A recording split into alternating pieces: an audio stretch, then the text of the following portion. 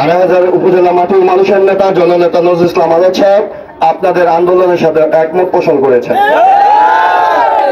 গোপালদী পৌর ছাত্র দলের সংগ্রামী অভিভাবক আড়াইহাজার উপজেলা মাটি ও মানুষের নেতা জননেতা নজরুল ইসলাম আজাদ সাহেব আপনাদের মতো খেটে খাওয়া মানুষের নেতা।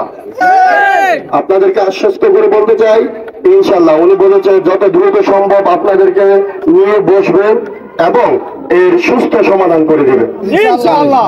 আমি শ্রমিক নেতৃবৃন্দ আছে এখানে উপস্থিত আছেন, গোপালদী পৌর শ্রমিক দলের সম্মানিত সভাপতি শওকত আলী ভাই, সহসভাপতি শহীদুল্লাহ মুন্সি, যুগ্ম সাধারণ সম্পাদক ইসমাইল, সাধারণ সম্পাদক কবির হোসেন আরো সহ অন্যান্য নেতৃবৃন্দ। হয়তো আমি অনেকের নাম জানি না, আমি দুঃখ প্রকাশ করছি, অনেকের নাম বলতে পারছি না। আমি আপনাদেরকে বলবো, শ্রমিকরা আপনাদের ভাই, তাদের দায়িত্ব আপনাদের উপর। জননেতা নজরুল ইসলাম আজাদ সাহেব আপনাদেরকে দায়িত্ব দিয়েছে তাদের দেখভাল করার।